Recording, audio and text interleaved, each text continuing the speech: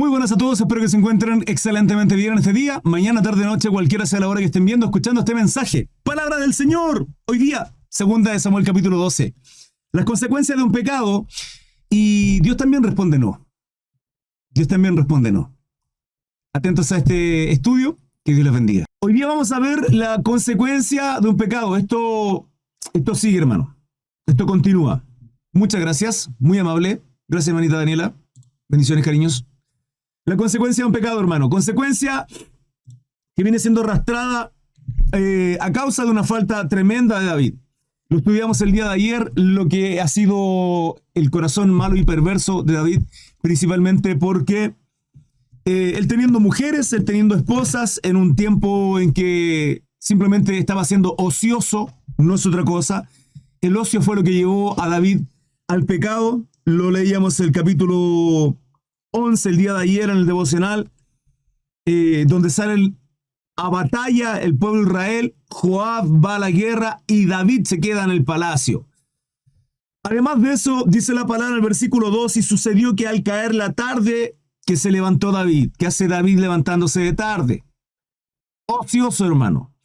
Y esto finalmente entra la lujuria, la perversión a su vida, mirando por la ventana a Betsabé. Viéndola que se bañaba, la hace llamar, se llega a ella y queda embarazada. Luego de esto planea el asesinato de Urías, Eteo, el esposo de Betsabé.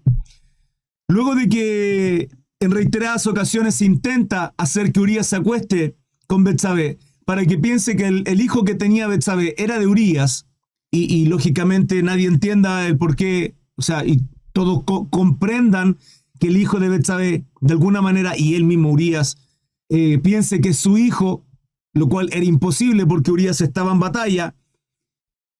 David intenta que Urías tenga relaciones con su esposa Betsabé. No es así. Urías muestra mucho más integridad, más honorabilidad que el propio rey de Israel, David. Le mencionaba cuán importante, además, lo maravilloso que es la palabra que muestra a estos grandes hombres de fe, hombres y mujeres, pero también con falencia, hermano. También con falencia. Todo y cada uno de nosotros podemos fallar, en ocasiones estando débiles también podemos caer en pecado. Sin embargo, este capítulo 12 va a mostrar el desenlace de qué va a ocurrir con todo esto. Porque además de que deja embarazada a Betsabé, luego de que Urías no quiere por ningún motivo allegarse a su esposa, finalmente manda una carta por mensajero a Joab, que estaba en batalla, en guerra, y le dice a Joab: ve y déjalo ahí para que lo asesinen a Urías. Es así como ocurre. Finalmente Betsabé entra en duelo, en luto, y luego de pasado su luto, David la trae para con una de sus esposas. Varias esposas tenía, concubinas también, David. Ahora viene este capítulo 12. Esto es para entrar en contexto. Natán amonesta a David. Damos lectura en el nombre del Padre, Hijo y Espíritu Santo. Las consecuencias del pecado, dice la palabra. Jehová envió a Natán a David. Natán, profeta, hermano. Y viniendo a él, le dijo: David, te voy a contar una historia, hijo mío. Una historia interesante. Quisiera saber tu opinión, quisiera saber qué dices tú. Oh, hombre sabio, hombre prudente. Había dos hombres en una ciudad. El uno era rico, tenía mucho y abundantemente riquezas. El otro era pobre. El rico tenía numerosas ovejas, oh rey de Israel David, y vacas. Pero el pobre no tenía más que una sola corderita. David, escucha, un hombre rico, mucha riqueza, muchas ovejas, mucho ganado, vaca. Pero el pobre tenía solamente una corderita hermosa, y que él había comprado y criado, guardaba con cariño, ¿sí? Y que había crecido con él y con sus hijos juntamente, comiendo de su bocado y bebiendo de su vaso y durmiendo en su seno. Y la tenía como a una hija. Él amaba a esa corderita. Y vino uno del camino del hombre rico, y éste no quiso tomar de sus ovejas y de sus vacas para guisar para el caminante que había venido a él, sino que tomó la oveja de aquel hombre pobre, la única que tenía, ¿sí? Y la preparó para aquel que había venido a él.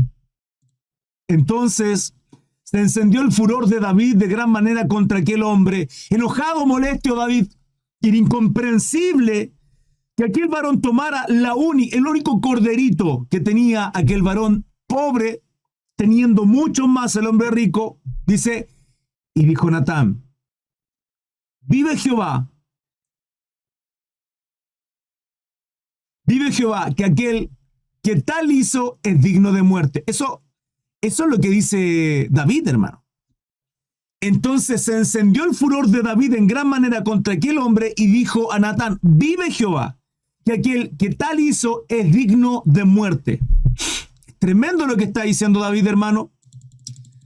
Y esto tiene que ver principalmente con lo que ocurre en el Nuevo Testamento, donde la palabra nos dice que no tenemos que juzgar al resto condenatoriamente, porque cada uno de nosotros de alguna manera estamos sujetos a esto, hermano, a cometer un error, a pecar. Aquel varón, aquel hombre que toma de aquel corderito del pobre, en este caso es David. Porque miren cómo comienza la historia. Y vino uno de camino al hombre rico, y este no quiso tomar de sus ovejas. Acá está hablando el hombre rico. El problema no es el hombre rico. El problema no es aquel que tiene muchas riquezas. Y aquí de alguna manera está señalando a Dios, porque él tiene a su señor, a su siervo, me habían dicho, que este pobre que tiene solo una corderita. Pero dice, y vino uno del camino al hombre rico. Acá se está refiriendo David. Y este no quiso tomar de sus ovejas y de sus vacas para guisar para el caminante que había venido a él, ¿sí? Sino que tomó la oveja de aquel hombre pobre. En este caso el hombre pobre ciertamente es Urías, y la corderita es Betsabé. Por eso David entra en ira, de alguna manera molesto, en su furor, dice la palabra, y decreta esto sobre aquel hombre del camino, que en eso estamos nosotros todos, usted y yo. Dice, y debe pagar la cordera con 4 tantos, porque hizo tal cosa y no tuvo misericordia. Esto estaba en el Antiguo Testamento, hermano. Esto es parte de la ley. No sé si hace alguna referencia a este versículo 6 de la ley. No lo dice. No lo dice, porque en el Antiguo Testamento la palabra establece que cuando alguien le roba a usted o tiene que restituir tantas partes. En el Nuevo Testamento la palabra no dice eso. La palabra a nosotros nos dice como cristianos, y ahí cuando entendemos, hermano, que la ley de Jesucristo, la gracia es mucho más alta, los parámetros. Son mucho más altos, porque la palabra establece que adúltero en el Antiguo Testamento es aquel que se acostaba con alguien, adúltero en el Nuevo Testamento es aquel que codicia a otra persona que no es su pareja, la mujer de tu prójimo, dice la palabra. Y en cuanto a esto, si alguien toma algo de usted no puede ni siquiera cobrárselo, quitárselo. No dice eso la palabra. Y es cuando entendemos, hermano, que como cristianos es mucho más difícil incluso para nosotros. David no podría matar a Goliat en estos tiempos sin el Antiguo Testamento. Entonces acá cuando dice David, y debe pagar la cordera con 4 tantos, es porque está citando la ley. Y él la conoce, él sabe perfectamente, porque hizo tal cosa y no tuvo misericordia. Entonces dijo Natán a David, David, tú eres aquel hombre. Así ha dicho Jehová, Dios de Israel. Aquí vienen las consecuencias de un pecado, hermano. Las consecuencias de un pecado Dios no las puede frenar. Y tiene que ser corregido el pecado. Tiene que ser corregido. Yo te ungí por rey sobre Israel y te libré de la mano de Saúl. Y te di la casa de tu señor, Israel, y te di la casa de tu señor. Este señor es con minúsculo, entonces se está refiriendo a Saúl, cuando era rey de Israel. Las mujeres de tu señor en tu seno. Además te di la casa de Israel y de Judá. Y si esto fuera poco, te habría añadido mucho más. ¿Por qué pues tuviste en poco la palabra de Jehová, haciendo lo malo delante de sus ojos? El problema acá que tiene David tiene que ver con lo que hay en su corazón. Y lo que había en su corazón, hermanos, era esto, el deseo de tener más mujeres.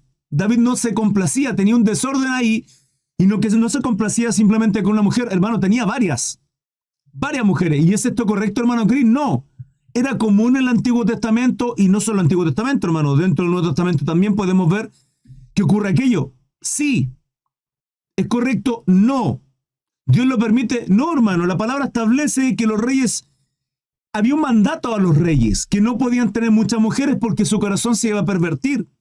Y eso fue lo que pasó, por ejemplo, con uno de los hijos de David, Salomón. Ahora con David va a ocurrir esto también, porque las consecuencias de ese pecado, hermano, miren lo que se viene a continuación. ¿Por qué tuviste en poco la palabra de Jehová haciendo lo malo delante de sus ojos? Y Urías Eteo heriste a espada. David no lo mató, pero lo mandó a matar. Por lo tanto, es el autor intelectual de la muerte de David, o sea, de Urías. Y tomaste por mujer a su mujer, la única corderita que tenía este hombre pobre. Y a él lo mataste con la espada de los hijos de Amón. 10. Por lo cual ahora no se apartará jamás de tu casa la espada, por cuanto me menospreciaste y tomaste la mujer de Urías Eteo para que fuese tu mujer. Qué triste eso, hermano. Así ha dicho Jehová: he aquí, yo haré levantar el mal sobre ti de tu misma casa. El mal sobre ti de tu misma casa. Y tomaré tus mujeres delante de tus ojos y las daré a tu prójimo, el cual yacerá con tus mujeres a la vista del sol. Porque tú lo hiciste en secreto, mas yo haré esto delante de todo Israel y a pleno sol. Consecuencia, hermano, de aquellos que hacen perversidad, iniquidad. Entonces dijo David a Natán: pequé contra Jehová. Y Natán dijo a David: también Jehová ha remitido tu pecado. No morirás. Mas por cuanto con este asunto hiciste blasfemar a los enemigos de Jehová, el hijo que te ha nacido ciertamente morirá.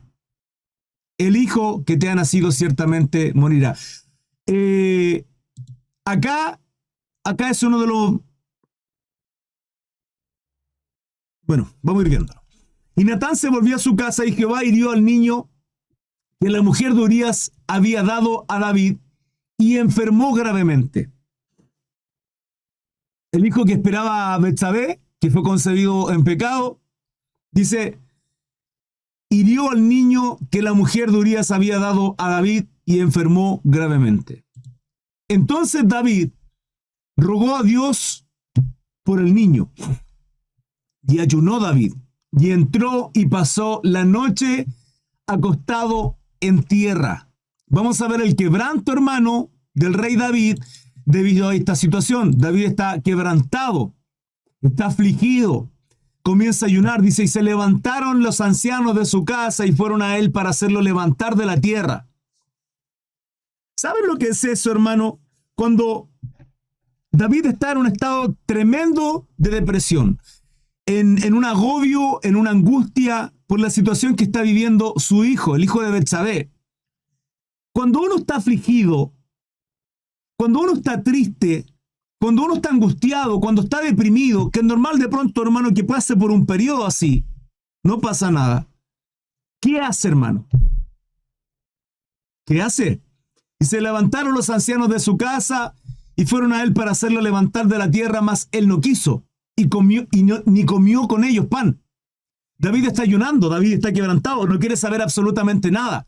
Hay diferentes formas de alguna manera de reaccionar en estos tiempos. A veces nos aislamos, no queremos saber de nadie, dejamos de comer, y es que hay un quebranto en nuestro corazón. David está en ese quebranto, dice, y al séptimo día murió el niño, y temían los siervos de David hacerle saber que el niño había muerto. David estaba quebrantado mientras él estaba gravemente enfermo, diciendo entre sí, cuando el niño aún vivía, le hablábamos y no quería oír nuestra voz.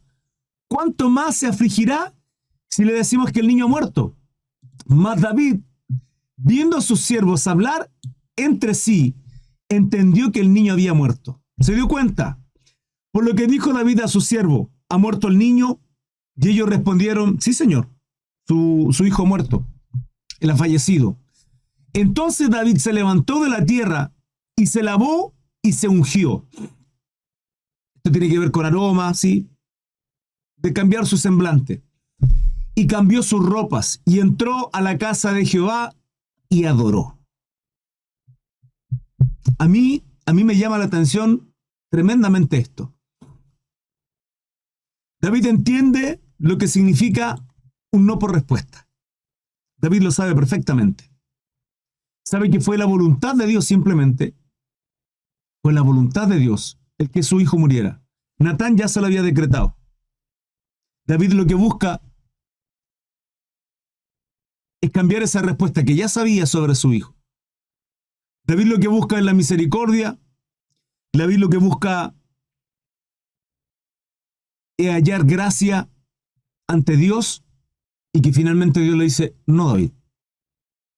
Lo que yo he decretado se va a hacer. Y luego dice la palabra que se lava, se unge, sí, se perfuma de alguna manera, cambia su vestidura y va a adorar a Dios. Sí, y entró en la casa de Jehová y adoró. ¿Qué está haciendo David, hermano? En todo tiempo adoramos a Dios. Sea que Dios permite, sea que Dios añada, sea que Dios quite, sea que Dios responda no. Después vino a su casa y pidió y le pusieron pan y comió. Acá podemos ver una gran diferencia. En el capítulo 15 de Primera de Samuel, Saúl desobedece y es desechado. Jehová le manda a que contra Amalek lo hiera el rey y destruya todo. Sin embargo, Saúl destruye todo, excepto lo que a sus ojos él consideraba que era correcto. Y fue rebelde. Escúcheme. Porque el versículo 23 dice, porque como pecado de adivinación. Es como que usted fuera ante un brujo, ante una hechicera, dice la palabra. Porque como pecado de adivinación es la rebelión. Y como ídolos e idolatría, la obstinación. Por cuanto tú desechaste la palabra de Jehová, él también te ha desechado para que no seas rey. Está la historia de cómo Jehová desecha a Saúl por el pecado que había cometido, por ser rebelde, hermano, constantemente. Sin embargo, cuando Samuel lo confronta al profeta, Saúl le dice, hónrame delante del pueblo, no me dejes mal, sin importarle lo que Jehová Dios quería o pensaba de él. No obstante, podemos ver a David, hermano, quebrantado, pidiendo perdón, buscando misericordia, clemencia. Y luego de que Dios le responde con un no, dice, entró a la casa de Jehová y la adoró. Hay cosas que tienen que ver con nuestro pecado, tienen que ver con nuestras faltas. Y Dios no va a detener esas consecuencias. Y lo que es peor aún también, Dios va a corregir esas consecuencias en nuestra vida. Porque necesitamos ser corregidos y avergonzados. Pero la diferencia de Saúl es que cuando pecó, él no adoró. Él buscó honra delante del pueblo. Él no tuvo, hermano, ningún quebrantamiento en su corazón. Claro, después de alguna manera sí lo hace, pero no fue de buenas a primeras. Sin embargo, David dice que adoró. Asumió esa respuesta como un no, David, y la adora. Y no rechaza ese no por respuesta. Y le dijeron a su siervo, ¿qué es esto que has hecho? Por el niño, viviendo aún, ayunabas y llorabas. Estabas quebrantado, David. Mientras él aún vivía, tú ayunabas y orabas. Y él muerto, te levantas y comiste pan. Hermano, cuando normalmente es todo lo contrario. Normalmente cuando una persona fallece, uno entra en luto y comienza todo este quebranto. En David fue todo lo contrario. ¿Por qué razón? Y él respondió, viviendo aún el niño, yo ayunaba y lloraba. Escuchen, más allá de la consecuencia del pecado, acá hay algo que tenemos que entender. Aquí hay algo que tenemos que entender. Mire, de alguna u otra manera, Dios siempre sale a nuestro encuentro como cristianos. Y así como cada uno de nosotros pedimos al Señor Padre, yo deseo que se haga mi voluntad, Señor, deseo es que se haga tu voluntad en mi vida. Ya no vivo yo, Cristo vive en mí. Guía mis pasos, endereza mis veredas. Corrígeme, Señor. Haz tú de mi vida como bien te pareciere. Úsame como un instrumento. Esa es nuestra oración. Por lo tanto, Padre, no quiero hacer yo la vida que yo quiero, no quiero vivir como yo deseo, quiero hacer tu voluntad. Guíame, Señor. Guía mi senda, Señor, en justicia, en rectitud, para tu gloria. Esa es nuestra oración a diario. ¿Por qué lo menciono? Porque hay cosas en la vida que usted va a vivir y que está en la voluntad permisiva de Dios. Dios no puede obrar en contra de su libre albedrío. No puede obrar, porque es su voluntad. Pero sí Dios va a estar ahí, corrigiendo, guiando, direccionando al Espíritu Santo, diciéndole, esto no corresponde, esto no está bien, no hagas esto. Cuida tu corazón, sobre toda cosa guardada. Guarda tu corazón, dice la palabra, porque de él mana la vida. Sin embargo, aquí va a haber un principio, hermano, que hay que entender. David, todo este pecado que cometió ciertamente fue en su libertad. Nace de un corazón completamente pervertido, de una conciencia, hermano, un poquito turbia ahí, de hacer lo que hace, de no sentirse complacido con las mujeres que tiene. Hay un error acá en David. Mas, sin embargo, acá está la muerte de un niño. Y cuando debiese ser todo lo contrario, que hasta sus propios siervos dicen, David, el niño estaba vivo, estaba enfermo, y tú ayunabas, estabas quebrantado, pero ahora que es muerto, te levantas, te lavas como si no deberías tener hoy día un quebranto que él ya no está entre nosotros. Eso es lo que le preguntan. Te levantas y comiste pan, le dicen en el versículo 21. Ayunabas, llorabas y muerto él, te levantaste y comiste pan. Y él respondió, viviendo aún el niño, yo ayunaba y lloraba diciendo, ¿quién sabe si Dios tendrá compasión de mí y vivirá el niño? Compasión de mí, dice David. Digo, ¿y el niño? ¿Por qué no dice compasión de mí y el niño o compasión de mi hijo, si no dice compasión de mí? Mas ahora que ha muerto, ¿para qué he de ayunar? ¿Podré yo hacerle volver? Si es muerto, hermano, el quebranto. Lo que estaba haciendo David era quebrantándose ante la presencia de Dios, buscando clemencia, misericordia, para que tenga misericordia del dolor que estaba teniendo David. Pero ahora que es muerto, hermano, ¿qué sentido tiene seguir ayunando y quebrantándose? Él ya murió. Yo voy a él, mas él no volverá a mí. Y esto sí puede marcarlo, hermano. Versículo 23. Mas ahora ya muerto, ¿para qué he de ayunar? ¿Podré yo hacerle volver? ¿Podré yo, dice David, hacerle volver? Yo voy a él, mas él no volverá a mí.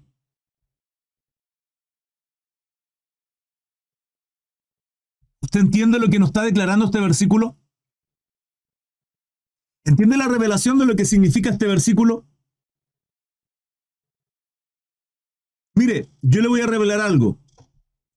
Algo que por muchos años los ateos, la gente que no conoce a nuestro Dios, no entiende. Y que muy probablemente usted en muchas ocasiones incluso hasta lo ha pensado. ¿Cómo nuestro Dios, hermano, es tan tremendo como para matar a todos los primogénitos de los egipcios? Al Dios de amor que servimos, al Dios misericordioso, Jehová, Yahweh, nuestro Dios, nuestro Creador, nuestro Padre. Porque hay que entender un principio, y esto es lo que muchos no entienden, y es el motivo del por qué usted no encuentra en ningún lugar, no es bíblico, el bautismo de infante. Porque la palabra es clara que dice que la conciencia, Dios escribió su ley en el corazón, en la conciencia de los hombres. Digo, un bebé, un niño hasta cierta edad, ¿es consciente de aquella ley? No. Pero a causa del pecado, en el huerto del Edén, en nosotros hay una fecha límite en la vida. Y nuestro cuerpo va a morir, no somos eternos. Este cuerpo no es eterno, nuestra alma sí. O al infierno a condenación, o a la presencia de nuestro Dios. No hay más. Y en la salvación eterna es por medio de la gracia a través de la fe. La fe es el instrumento, hermano. Jesucristo Es el motivo del que usted y yo seamos hijos de Dios, pero tenemos que creer.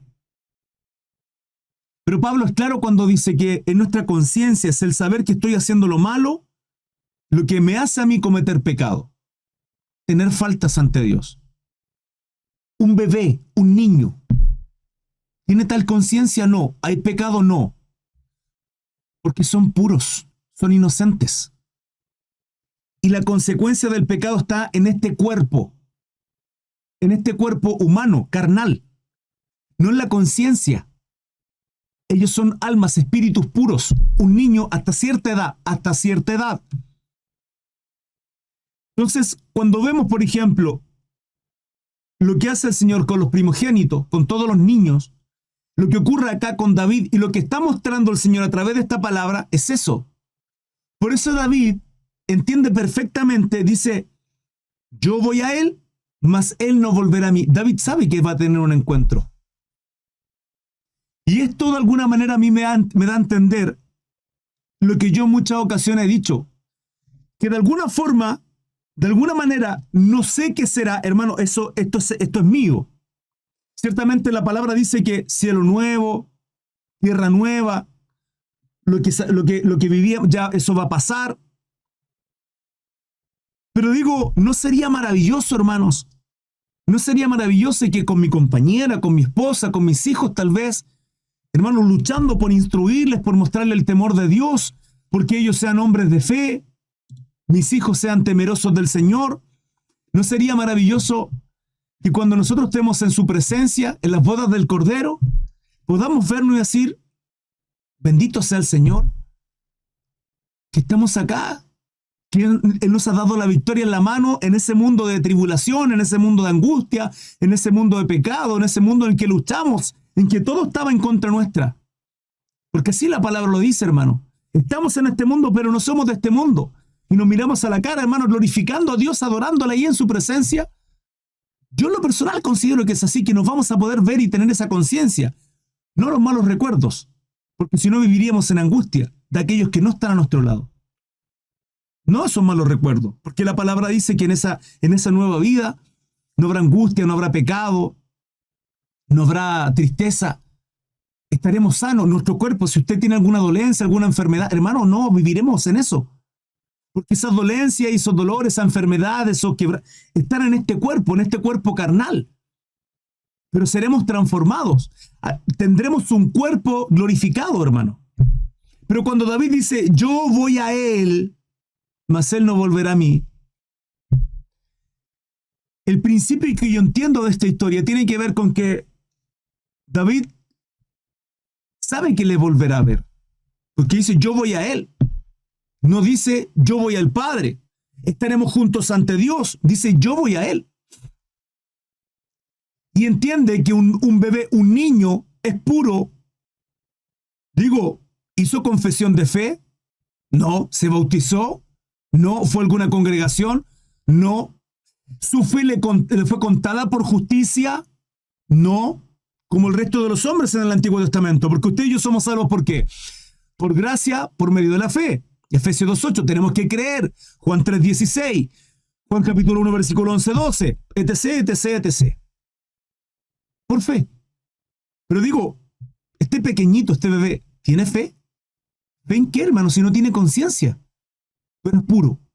Entonces, esto es para todos aquellos que me están viendo y escuchando. Que yo sé que de pronto han escuchado a alguien decir, no, porque aquí, porque... Hermano, un niño es puro. Un niño a los ojos de Dios es santo.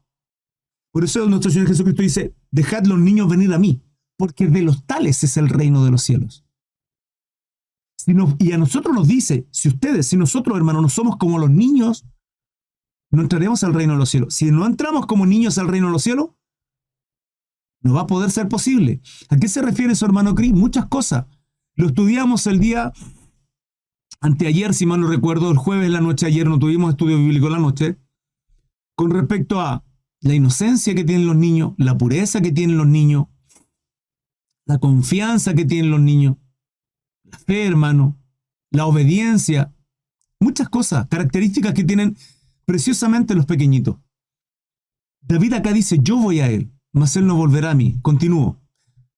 Y reitero, si usted ha perdido un ser querido, un pequeñito, un bebé, él está en la presencia de Dios. Y yo, no la Biblia, yo, a través de esto, hermano, a través de esto escrito, digo yo y no, no digo no en la Biblia. ¿Por qué digo no en la Biblia, hermano? Porque no lo sé, no se lo puedo asegurar. Pero yo creo en mi Padre, tengo confianza y conozco a mi Señor, de que todo lo que hemos vivido acá, hermano,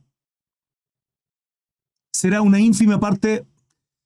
Bien, buen siervo, en lo poco has sido fiel, sobre mucho te pondré. Y ese sobre mucho, hermano, tiene que ver con una vida que nos viene a continuación.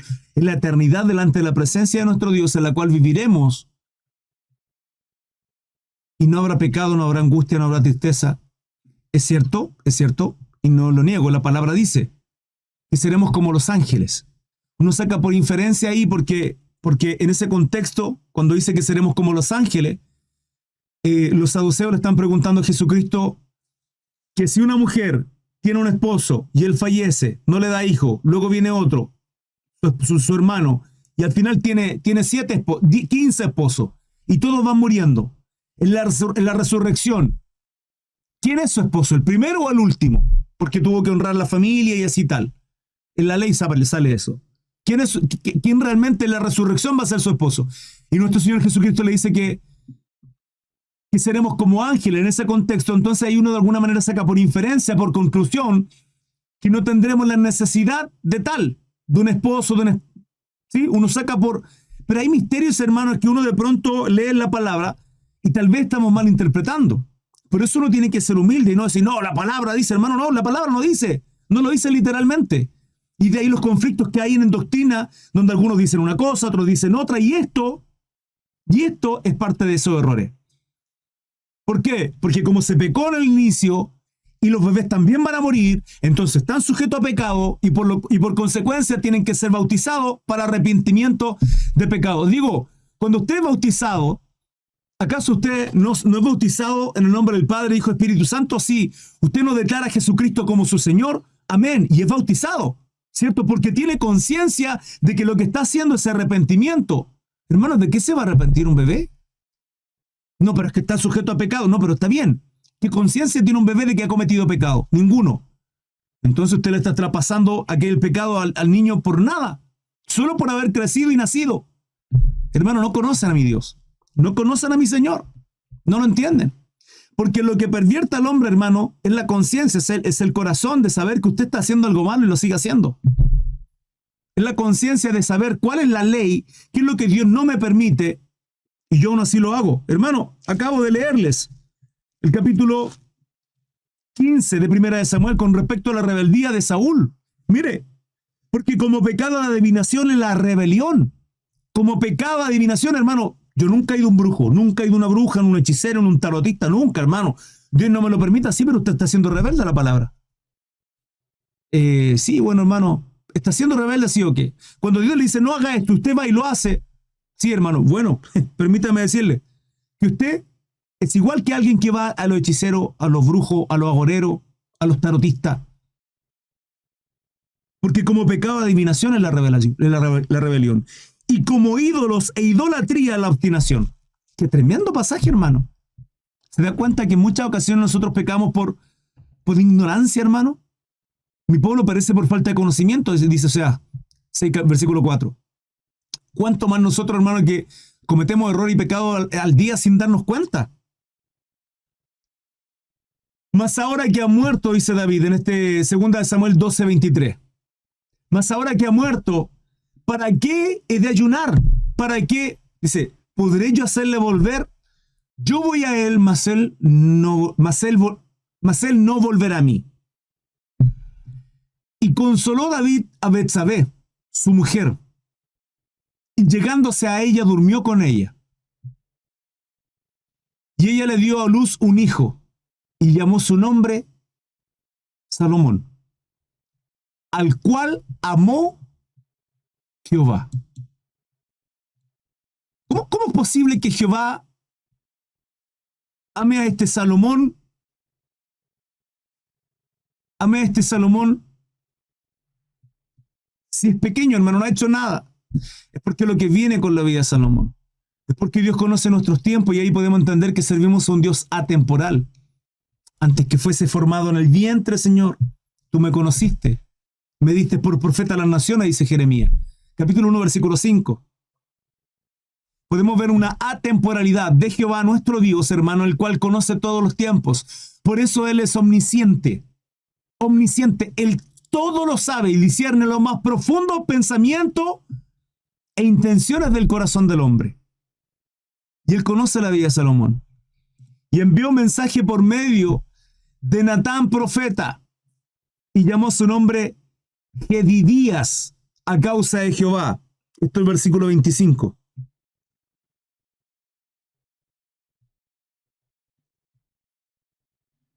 Esto es amado de Jehová. Joab peleaba contra Rabá. David captura a Rabá. El otro título en este Segunda de Samuel, capítulo 12. ¿Sí? Ahí de alguna manera termina lo anterior con relación a lo que tuvo esta conversación con Natán, David. Joab pelea contra Rabá, de los hijos de Amón, y tomó la ciudad real. Entonces envió Joab mensajeros a David, diciendo: yo he puesto sitio a Rabá y he tomado la ciudad de las aguas. Recuerden, Joab, general del ejército de David de alguna manera, allá en la guerra.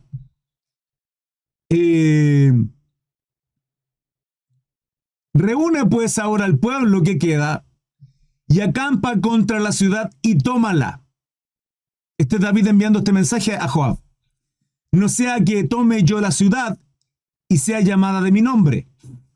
Y juntando David a todo el pueblo, fue contra Rabá, a Joab mensajeando a David. Fue contra Rabá y combatió contra ella y la tomó. Y quitó la corona de la cabeza de su rey. ¿Se dan cuenta de lo que pasa acá, hermano? Vuelvo a reiterar, escucha esto. Joab pelea contra Rabá de los hijos de Amón y tomó la ciudad real. Esto de los amonitas. Entonces envió Joab mensajeros a David diciendo: yo he puesto sitio a Rabá y he tomado la ciudad de las aguas. Reúne pues ahora al pueblo que quede y acampa contra la ciudad y tómala. ¿Qué está haciendo Joab? ¿Se da cuenta de lo que está ocurriendo acá? Joab hace toda la labor, tiene todo el mérito, pero está honrando a su señor. Un siervo honrando a su señor.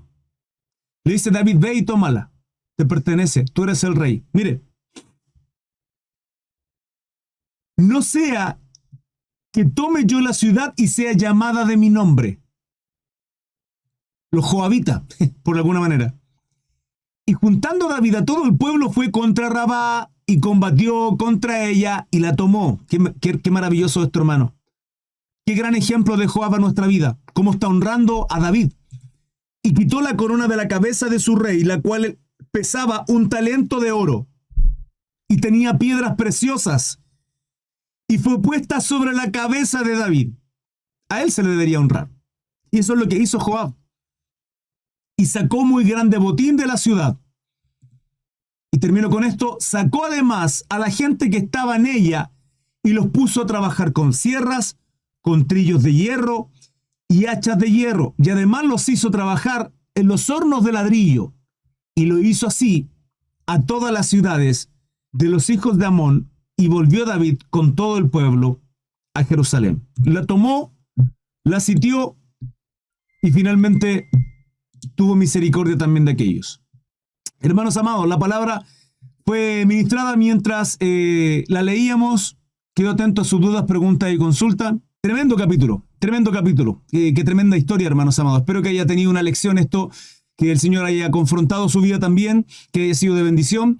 Recuerden, estudios bíblicos a diario, a las 8 de la mañana devocionales y a las 21 horas también en la tarde estudios bíblicos. Ambos horarios, 8 a.m. y 21 p.m. o 9 p.m. más bien dicho, horario en Chile. En Instagram, TikTok, Facebook y YouTube les esperamos. Que tengan un precioso día. Hasta luego. Chao, chao.